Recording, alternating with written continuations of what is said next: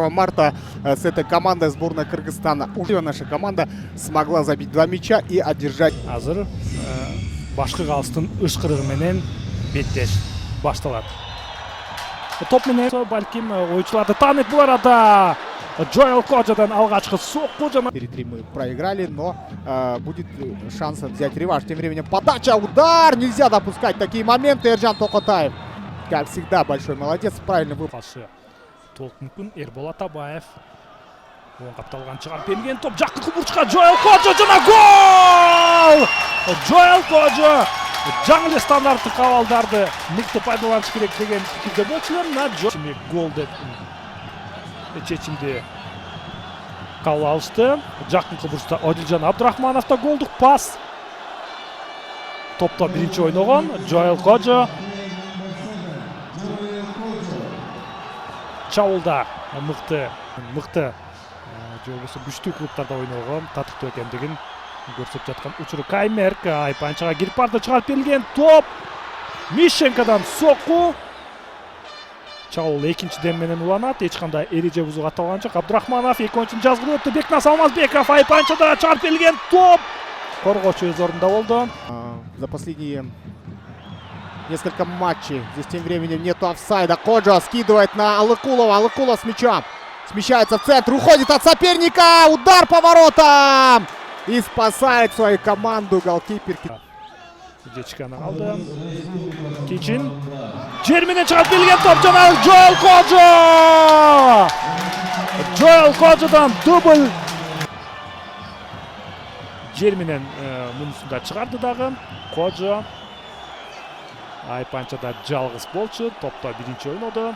Андыктан атаандаштын дарбазачысы дагы өз командасын сактай алган жок. Бул жерде эч кандай офсайд. В третьем дивизионе за Чайку Песчано-Копская. Ну и Эльдар Зарпеков также. Опорный полузащитник. Осторожнее надо.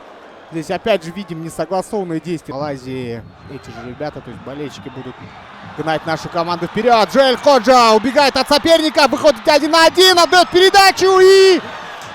Гүлжигит Алыкулов не добирается до мяча. Үстүнкү мамысынан өйдө кетти. Бирок чабуулдун оюн болушу абдан мыкты болду. Джоэл Коджа бул арада 1-1 чыгып барды жана узатылган сокку, хэт-трик бар. Джоэл Коджа эсеп сандары өзүнүн эсебине 3 голду жазып койду. Анын узатылган соккусу дарбазачы секирген менен өз командасын сактай алган жок. Джоэл Коджа ошентип Кыргызстан курама командасынын тарыхында 3-чү футболчу. Один из самых интересных проспектов в нашем футболе. Молодой, 22-летний. Тем временем сборная Кыргызстана в атаке. Алыкулов, удар!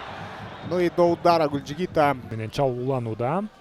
Джоэл Коджа топко ээ болду жана Коджа бир атаандашты жазгырып өттү. Ылдамдыкты кошту. Коджа Айпанчага кирип барды, узатылган сокку жана бир аз гана таама. Ну и опять же по флангу развивается атака. Джоэл Коджа. Каймерк. Можно сыграть стенку. Так и есть. И момент у нашей команды. Мерк отдает передачу. Удар. И еще один удар. Вот это момент, друзья. Очень близко.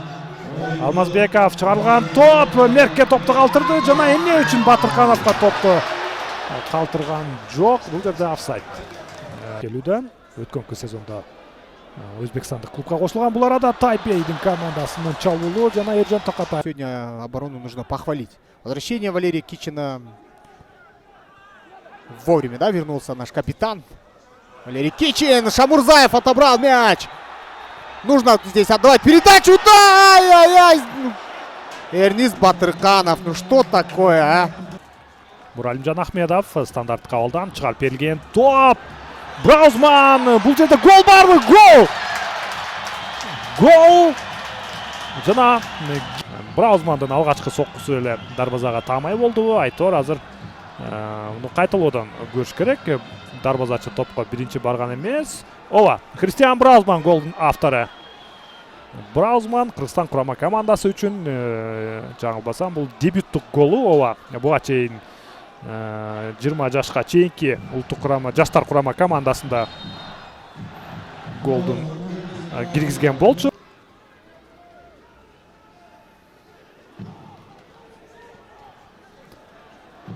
концовка матча, друзья. Нельзя пропускать. Здесь попадание в штангу, но был до этого офсайд.